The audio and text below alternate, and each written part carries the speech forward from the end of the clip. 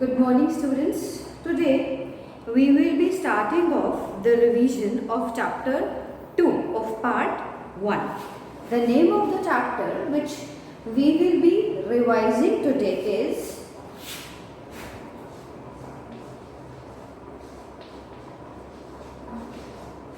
The End of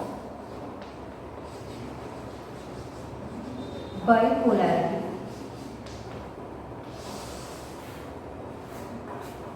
See, in chapter first, we had studied that world is divided up into two big poles. One was USA and other was USSR. इन दो poles में जो पूरा world है वो divide हो गया था. अब हाउ दैट बाइपोलैरिटी एंड्स, वो जिन दो पोल्स में जो डिवीजन था वर्ल्ड का वो कैसे खत्म हुआ, वो सारी चीज़ें हम यहाँ पे पढ़ेंगे. देखो, the Berlin wall symbolize the division between Germany, between capitalist and communist world. बीच में से दीवार खींच दी थी, हम पढ़ चुके हैं सारा पिछले चैप्टर में. अब ये 1989 में बर्लिन वॉल का गिरना ही पहला सिग्निफिकेंस था कि वर्ल्ड में से जो बाइपोलैरिटी है वो ख़त्म हो जाएगी, है ना. उसको पहला फुटस्टेप बोला जा सकता है एंड ऑफ द बाइपोलैरिटी का. It was build in 1961 to divide Germany into East Germany and West Germany when the Cold War was going on and when it was at its peak. East Germany was supported by USSR and West Germany was supported by US. The event was followed by an equal dramatic and historian chain of events that led to the collapse of Second World and the end of Cold War. The Soviet Union stood actually not by the military means but as a result of mass movement by the ordinary people. The chapter End of Bipolarity explains the meaning, cause, consequences of disintegration of the Second World or we can say USSR. इसके बनने की कैसे बना, कैसे disintegrate हुआ, क्या क्या causes रहे और उसके क्या कॉन्सिक्वेंसेज रहे, ये सारी चीज़ें जो हैं हम इस चैप्टर में पढ़ेंगे. सो वेरी फर्स्ट थिंग जो हमें समझनी है इस चैप्टर में वो है व्हाट वाज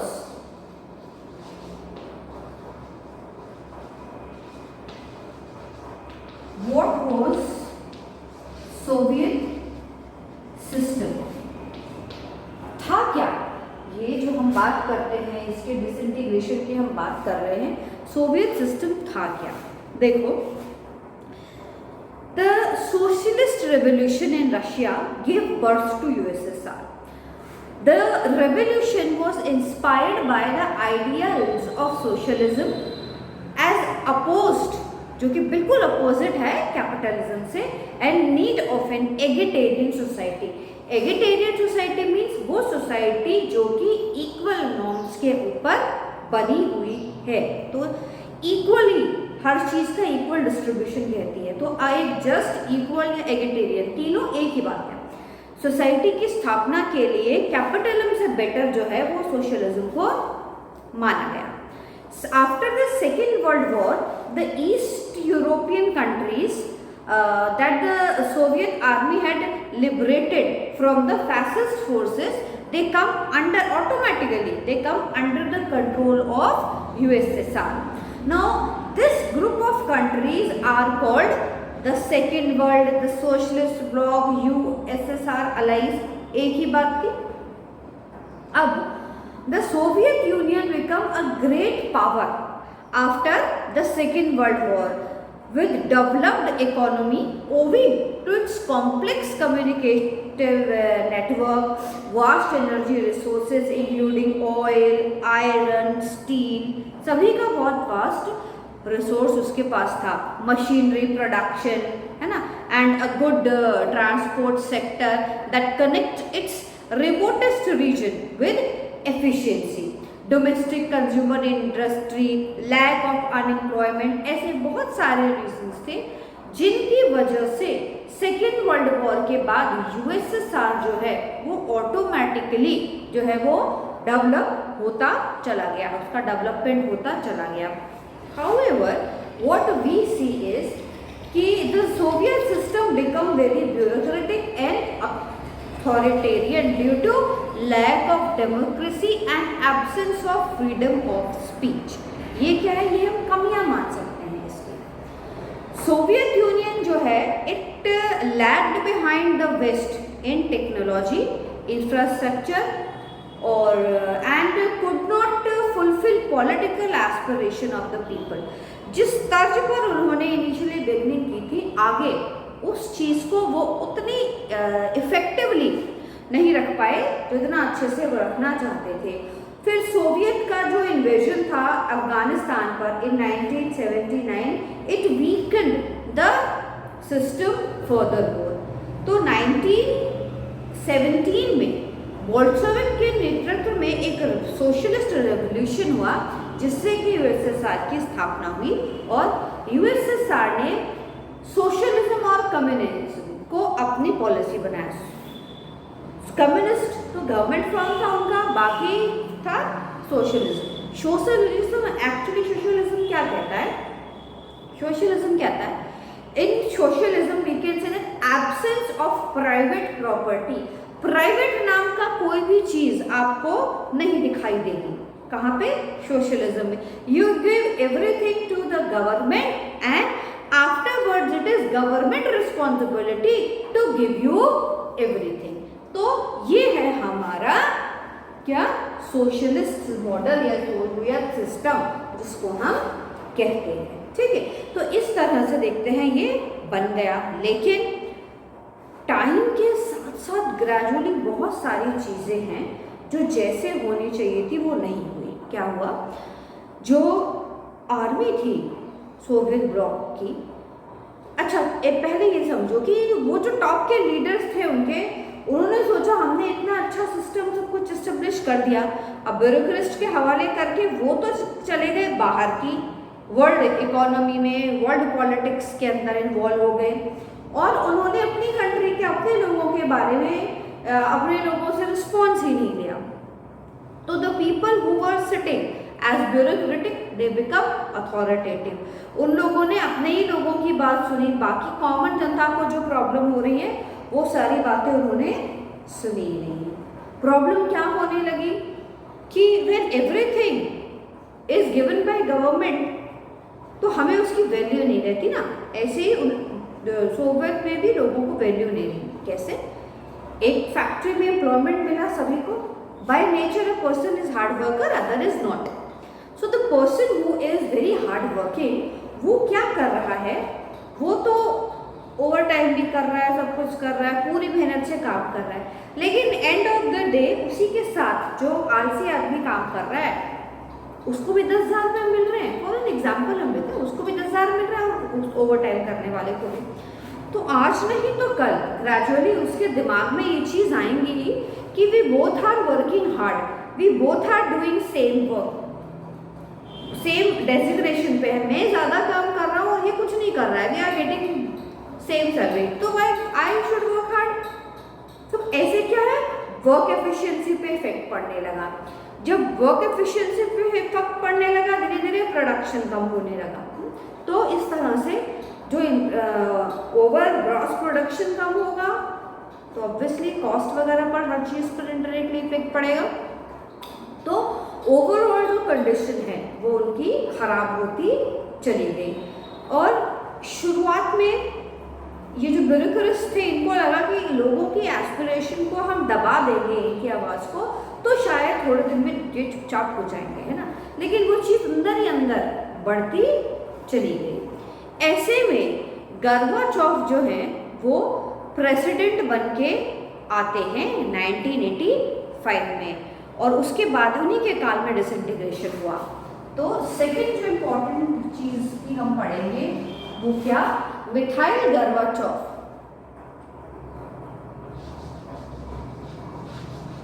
मिखाइल गोर्बाचोव जो है वो प्रेसिडेंट बन के आते हैं। तो गोर्बाचोव एंड डिसइंटीग्रेशन कैसे हुआ?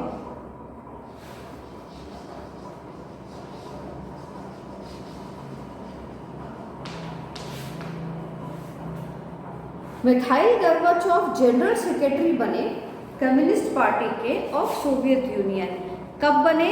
इन 1985 गोर्बाचोव जो है वो जनरल सेक्रेटरी बनते हैं। He initiated the policies of economic and political reform. देखो गोर्बाचोव को ये तो बिल्कुल क्लियरली समझ में आ गया था कि अगर उन्होंने रिफॉर्म नहीं करा, अगर इन पॉलिसीज को नहीं चेंज किया गया और लोगों की बात पर अब भी अगर हमने किसी भी तरह से ध्यान नहीं दिया या इग्नोर किया तो ये बिल्कुल पॉसिबल है कि लोग जो है वो विद्रोह पे उतर जाए। तो इन्होंने क्या करा? He make changes in the policies of economic and political reform to democratize the system which were opposed by the leaders within communist party. इनके खुद की पार्टी के लोगों ने ही इनका जो है वो सपोर्ट नहीं किया और कॉन्ट्राडिक्टरी व्यूज जो हैं इसके तहत गोर्बाचोव के लिए आए।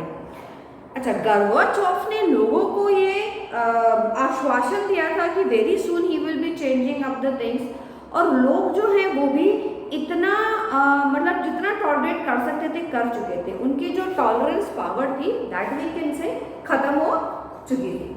तो वो लोग भी थे, जब उनको लगा कि डिले हो रहा है तो वो और ज़्यादा अग्रेसिव फॉर्म में आने लगे। The people of republic had been fed up by the system rule of Soviet bloc and क्या नतीजा होता है? दिसंबर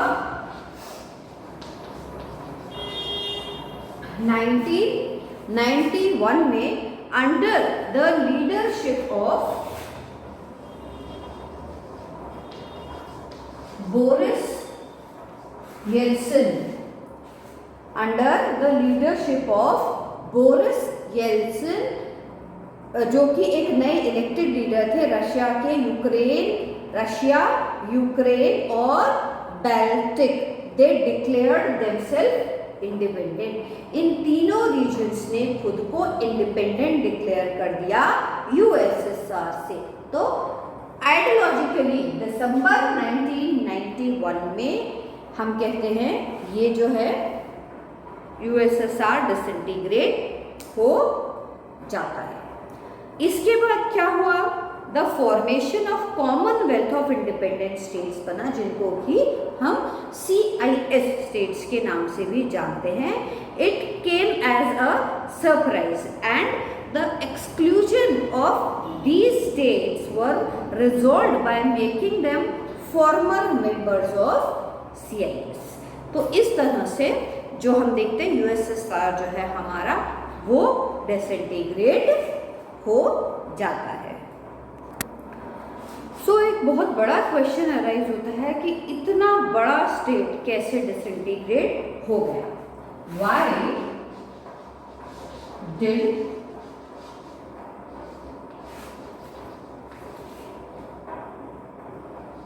Soviet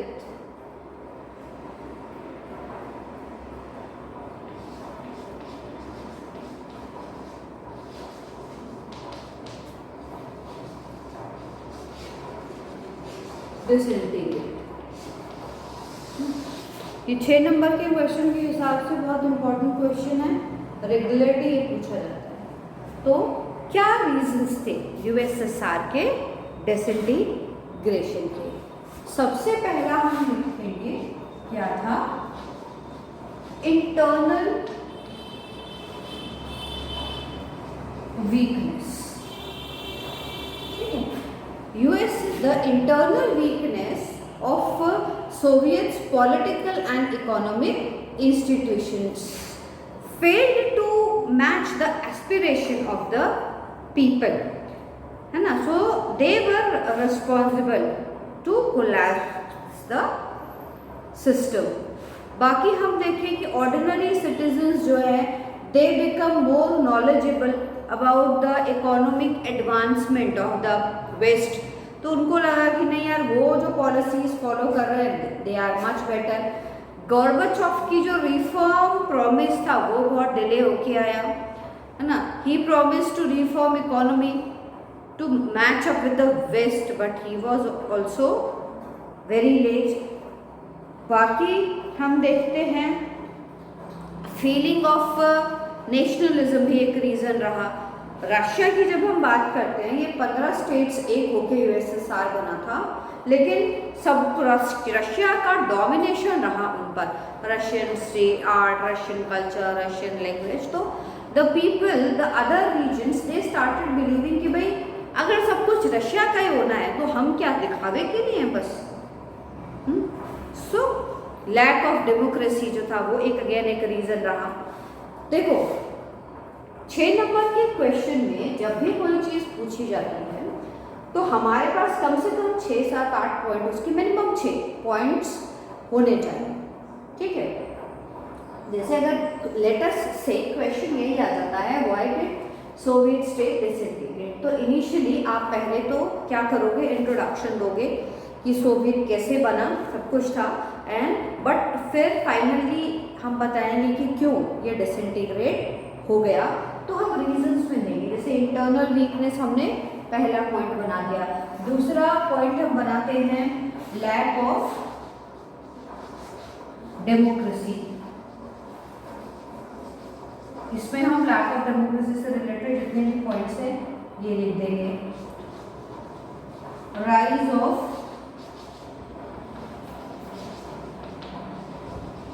नेशनलिज्म, इसमें हम लिख देंगे कि बाकी जो सारी रीजन्स हैं उनको ये लगने लगा, ठीक है। फोर्थ जो हम इसमें लिखेंगे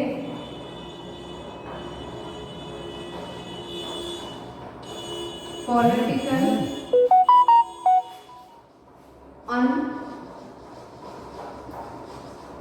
अनअकाउंटेबिलिटी। पॉलिटिकल लीडर जो थे वो लोग क्या कर रहे थे, दे वर अनअकाउंटेबल टुवर्ड्स पीपल। फिफ्थ हम लिख देंगे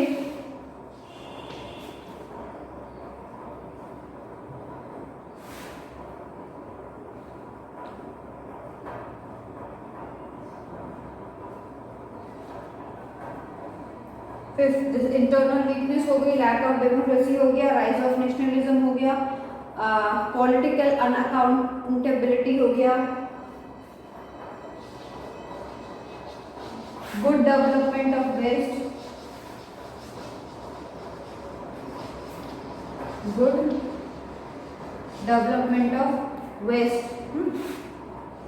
ऐसे 6 हम बना देंगे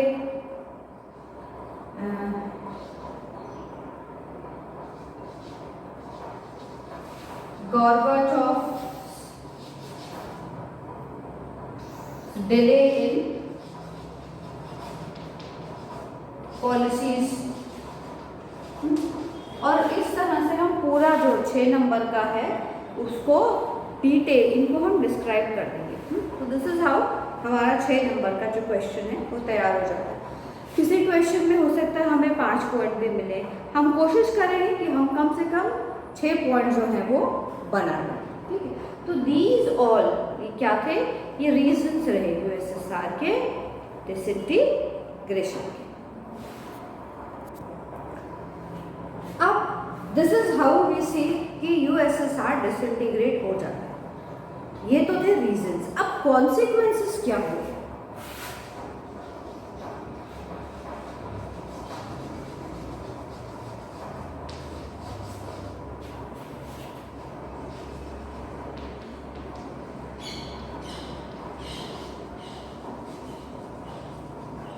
प्रभाव क्या क्या पड़े किसके, डिसइंटीग्रेशन। देखो डिसइंटीग्रेशन ऑफ यूएसएसआर रिजल्टेड, सबसे पहला तो क्या हुआ, एंड ऑफ कोल्ड वॉर, ठीक है। दूसरा समझो कोल्ड वॉर का एंड हो गया, सारा जो भी लड़ाई झगड़े थे सब खत्म हो गए। दूसरा प्रूव हो गया कि कैपिटलिस्ट और डेमोक्रेटिस्ट सिस्टम जो है वो सोशलिस्ट और कम्युनिस्ट सिस्टम से बेटर है, क्योंकि कोल्ड वॉर जो है वो वॉर ही आइडियोलॉजी की थी। ये दोनों अपनी अपनी आइडियोलॉजीज को सही प्रूव करने के लिए तो लड़ रहे थे। तो सेकंड जो चीज है वो क्या हुई,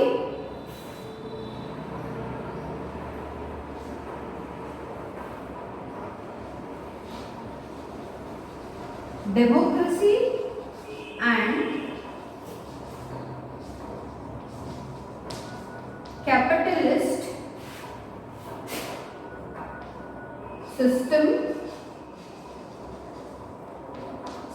सुपरीमेसी प्रूव हो गई। जब वो एक दूसरी चीज खत्म हो गई तो इसका मतलब ऑब्वियसली वो सही है। दूसरी चीज ये हुई, देखो डिसइंटीग्रेशन जो है एक तो कोल्ड वॉर के एंड में रिजल्ट हुआ, उस और साथ साथ जितनी भी कन्फ्रंटेशंस थी कोल्ड वॉर की वो भी खत्म हो गई। It created dominant capitalist system, emerged many new states and advantages was taken by Central Asian countries by their geographical location by maintaining relationship with Russia in West, the US and China and others। तो हम कह सकते हैं कि friendship का जो समीकरण था, जो एक ट्रीटीज का जो समीकरण था एक दूसरे के साथ, वो पूरा चेंज हो जाता है। वर्ल्ड बैंक, IMF, ये नई जो निकल कर आती हैं ऑर्गेनाइजेशंस, इंटरनेशनल ऑर्गेनाइजेशंस का, इकोनॉमिक ऑर्गेनाइजेशंस का इमर्जेंस होता है। न्यू इकोनॉमिक ऑर्गेनाइजेशंस जो हैं वो निकल के सामने आती हैं, like IMF and world WTO, और इनसे एक ट्रेडिंग का एक नया अध्याय जो है वो वर्ल्ड में हमारे इंटरनेशनल लेवल पे शुरू होता है। The end of Soviet bloc, it give emergence to new countries.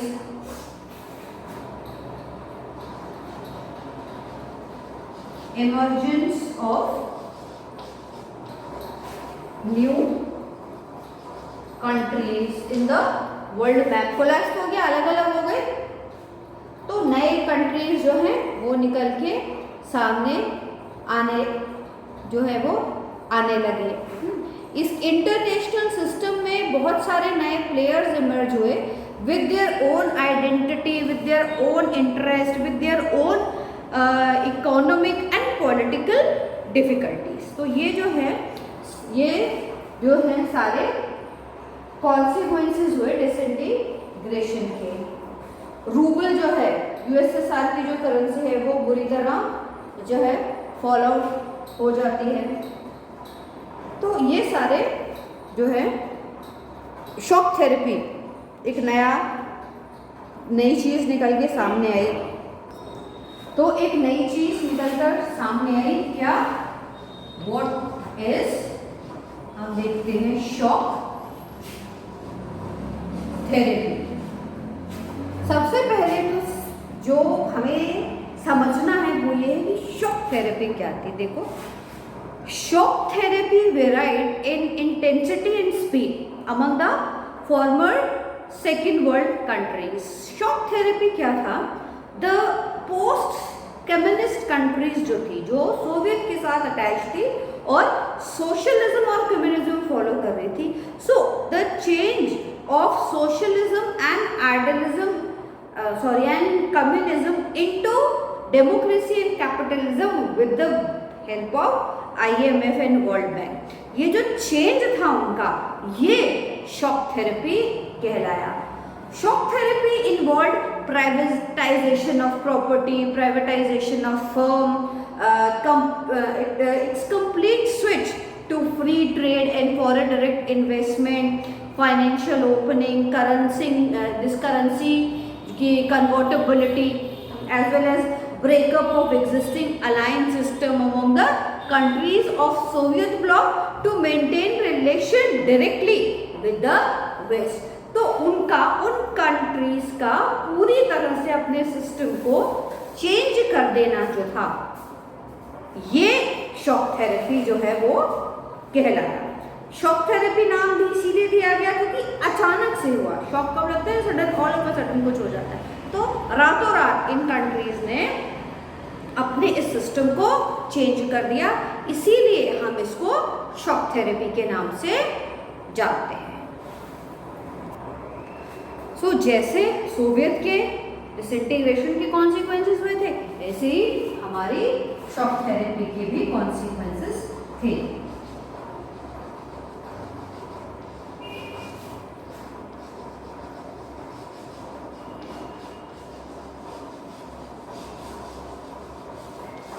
क्या क्या हुए देखो, सबसे पहले तो शॉक थेरेपी ने it ruined the economies.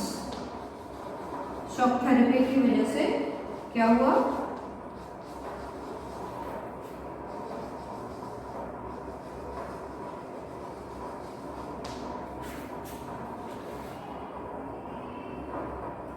Value of rouble क्या है? यूएसएसआर की करेंसी है। व्हाट? डाउन, बहुत नीचे आ गई रूबल की करेंसी। गैराज सेल हुआ,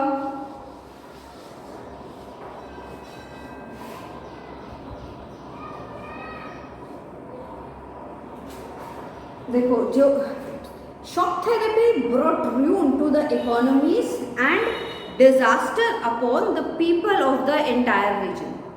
इसकी वजह से लार्जेस्ट गैराज सेल जो है, जिसको जो कि वर्ल्ड हिस्ट्री में आज तक की सबसे बड़ी सेल है, वो आई। क्या था गैराज सेल? देखो गैराज सेल थी यूएसएसआर की जितनी भी इंडस्ट्रीज थी उन सबको लॉस को कवर अप करने के लिए रशिया ने उन सारी इंडस्ट्रीज को कहते हैं कबाड़ी के भाव बेच दिया। ये हमारी गैराज सेल थी। अब इसके बाद रशियन करेंसी रूबल जो थी it decline due to inflation. बहुत ज़्यादा जो है वो महंगाई वहाँ पर बढ़ गई है ना। People food, they used to import food. फिर और एक और क्या हुआ, सोशल वेलफेयर का जो सिस्टम था it destroyed. Social welfare system जो था इट डिस्ट्रॉयड, पूरी तरह खत्म हो गया। क्योंकि अभी तक तो क्या है, everything was given to the people by the government, और अब ऐसा कुछ नहीं हो रहा था। प्राइवेटाइजेशन हो गया, रिच एंड पुअर रेजाइम्स जो है वो अलग अलग बन गए। So the constitution of newly democratic institutions was drafted in a hurry. इससे क्या हुआ, वेयर स्ट्रॉन्ग एग्जीक्यूटिव्स जो थे they appointed themself as president due to the weak parliament and lack of independent judiciary.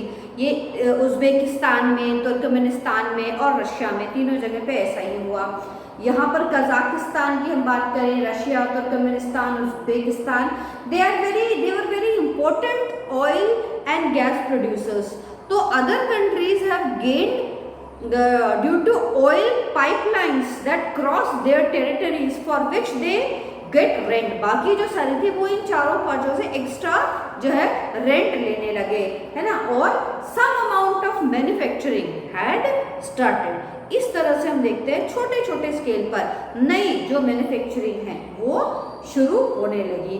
पुराना जो स्टॉक था, जिस हिसाब से पुराने काम हो रहे थे, वो सारी चीजें जो है वो खत्म हो जाती है। इसी के साथ हम देखते हैं कुछ टेंशन एंड कॉन्फ्लिक्ट्स भी थे। टेंशन एंड कॉन्फ्लिक्ट्स जो कि पूरे रीजन में फैले यूएसएसआर के डिसइंटीग्रेशन की वजह से। अब वो क्या थे और कैसे थे? देखो, most of the former republics जो थे they are prone to conflict, पड़ी गए वो कन्फ्लिक्ट में, and many have had civil wars and insurgencies as in Russia. Two republics जो थे चेनिया एंड डागिस्तान, दे इन यहाँ तो वॉयलेंट सक्शनिस्ट मूवमेंट जो है पूरे सेंट्रल एशिया में और यहाँ हमें देखने को मिलता है। जॉर्जिया और अज़रबैजान में सिविल वॉर जो है वो हमें देखने को मिलती है। चेकोस्लोवाकिया जो है दे स्प्लिटेड इनटू टू, चेक एंड स्लोवाकिया। ऐसे पूरे रीजन में हम देखते हैं आपस में ही कंट्रीज में बहुत ज़्यादा जो प्रॉब्लम है वो चलती रहती हैं। क्योंकि अब इसके पीछे रीजंस क्या थे? इसके पीछे रीजंस थे कि जिस तरह से इनका ट्रांसफॉर्मेशन होना चाहिए था वो हुआ नहीं। इंस्टीट्यूशनल स्ट्रक्चर जो है वो जैसे ठीक से बनना चाहिए था वो बना नहीं। तो लगभग 12-15 साल तक इस तरह की प्रॉब्लम से पूरे रशियन जो यूएसएसआर का रीजन था पहले, उस सारे रीजन में इस तरह की कन्फ्लिक्ट्स, टेंशन्स और प्रॉब्लम्स वो लगभग 15 साल तक उन लोगों को झेलनी पड़ी। उसके बाद कहीं जाके यहाँ पर शांति बहाल होती है। इसके बाद जो हमारा टॉपिक आता है वो आता है India and post communist countries. India and post communist countries. कैसा हम रिलेशनशिप कैसे रहे, क्या रहे? देखो, India has maintain good relationship with all the post communist countries. उससे पहले भी रशिया के साथ जो है वो भी हमारे जो रिलेशनशिप थे वो काफ़ी अच्छे थे। तो बहुत स्ट्रॉन्ग रिलेशनशिप थे यूएसएसआर और इंडिया के बीच में, और उसी के साथ जितने भी पोस्ट कम्युनिस्ट कंट्री हैं हमारे बहुत स्ट्रॉन्ग रिलेशनशिप रहे। स्पेशली हम रशिया और इंडिया की अगर बात करें, Russia and India share a vision of multipolar world order, collective security, greater regionalism, negotiated settlements in international conflicts, है ना। They believe in independent foreign policy. तो जो थिंकिंग है इन लोगों की वो भी एक रही। यूएन में भी हम देखते हैं हमेशा इंडिया के सपोर्ट में ही रशिया जो है वो खड़ा रहा है। India is benefited from Russia on the issue of Kashmir. Kashmir के मुद्दे पे हमेशा रशिया ने हमें हमारा साथ दिया है। एनर्जी सप्लाईज हो, इंफॉर्मेशन शेयर करनी हो किसी भी चीज़ के लिए, इंटरनेशनल टेररिज्म में इंडिया को बहुत सपोर्ट किया। In return Russia has also benefited from India on the grounds of second largest arm market for Russia. हम सबसे ज़्यादा रशिया के जो आर्मी प्रोडक्ट्स हैं, आर्म्स हैं, वो हम लोग खरीदते हैं। तो इकोनॉमिक फ़ायदा जो है वो रशिया को बहुत बड़ा हुआ है इंडिया से। तो वैसे वर्षा हम दोनों की जो रिलेशनशिप है वो एक दूसरे के साथ बहुत अच्छी तरह से बंधे और मजे हुए हैं। So this is how we see. Now in last we will be discussing about the new topic जो इस साल ऐड हुआ है हमारी इस चैप्टर में, वो है अरब स्प्रिंग के नाम से।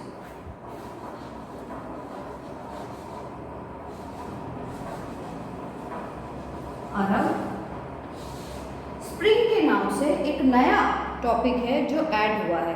देखो, इन 21st सेंचुरी क्या है, हमारी जो 21st सेंचुरी आई है, it witnessed emergence of new development of democracies and democratisation in West Asian countries. On such event क्या हुआ, इस कैरेक्टराइज, अब ये जो पूरा है कि ये जो इवेंट था ये कहलाया अरब स्प्रिंग के नाम से, जो कि जिसकी ये बिगिनिंग हम मानते हैं 2009 से। अरब स्प्रिंग एज अ मूवमेंट कब शुरू हुआ? 2009 से हम इसकी जो बिगनिंग है वो मानते हैं। अब इनिशियली कहाँ से, देखो, located in Tunisia, the Arab Spring took place it roots against the struggle with corruption, unemployment, poverty, है ना। They were started by the people, by the as the basic problems by the people, या जो authoritative dictatorship थी अरब की उसके against में ये सारी जो प्रॉब्लम्स हैं लेके अरेबियन रीजन के जो लोग थे वो आगे आने लगे। दे डिमांडेड डेमोक्रेसी, उन्होंने भी डेमोक्रेसी की डिमांड जो है वो शुरू कर दी। अब तुसानिया में ये चीज़ बहुत ज़्यादा स्प्रेड हुई throughout the Muslim dominated Arab countries in West Asia. मतलब उस कंट्री के थ्रू इस रीजन में ये सारी जो चीज़ें हैं पहुंचती हैं। अब इससे एक चीज़ और देखो, मुन्नी मुबारक जो कौन है, एक जो पावर में थे इजिप्ट में 1979 की बात है ये, वहाँ पर इजिप्ट में जो है जो मुबारक साहब हैं ये थे, इनकी जो गवर्नमेंट है इट ऑल्सो कोलैप्स, ये जो गवर्नमेंट है ये भी कोलैप्स हो गई थी as a result of democratic protest. लोग जो थे, लोगों का डेमोक्रेटिक प्रोटेस्ट जो था उसके तहत इनकी गवर्नमेंट को भी डिक्लाइन कर दिया गया था। इसके अलावा इनके अलावा क्या हुआ, तो अब in influence of this Arab Spring, Bahrain, Libya, Syria, इन सभी जगह पर भी सिमिलर प्रोटेस्ट जो है for democracy and democratic awakening इन रीजन्स में ये शुरू हो गई। इसी सारी चीज़ को अरब स्प्रिंग के नाम से जाना जाता है। दो क्वेश्चन बनते हैं, ये जो नया टॉपिक ऐड हुआ है इस पर हमारे दो क्वेश्चन बनते हैं। एक तो होता है what do you mean by Arab spring. अगर ये क्वेश्चन आता है तो हम आंसर देंगे the 21st century witnessed emergence of new developments for democracy and democratization in West Asian countries. One such event is characterized in Arab Spring that began in 2009, है ना। तो इसकी जो बिगिनिंग है वो भी हम बता देंगे। दूसरा जो क्वेश्चन है वो बनता है इसमें, how did Arab Spring take its root, कैसे अरब स्प्रिंग ने अपनी रूट्स हैं जो जमाई है। ये वो 2 नंबर वाले में आएगा, 1 नंबर वाले में आएगा या 4 नंबर वाले में आएगा, इससे ज़्यादा नहीं आएगा। तो जब हम इसका आंसर देंगे that how did Arab Spring take its root, तो हम बताएंगे that located in Tunisia the Arab Spring took its root where the struggle against corruption, unemployment and poverty was started by the public. This हम कह सकते हैं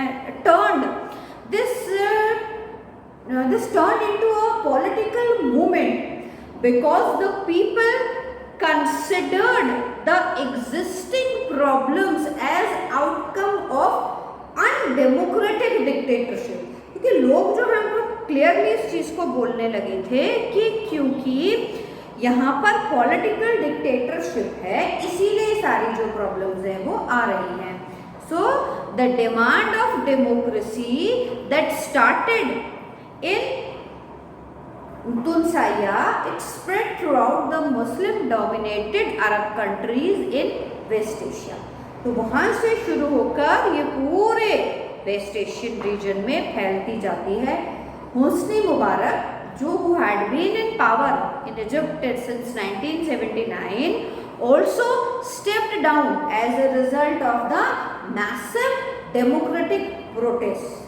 Libya, Syria, now they were the similar protests were being seen by the people जो through their democratic awakening उस reason के लोगों में एक डेमोक्रेटिक अवेकनिंग हो गई और उन्होंने ये कहना बोलना बताना शुरू कर दिया कि हमें तो भैया डेमोक्रेसी जो है वही अपने उसमें बहाल करनी है।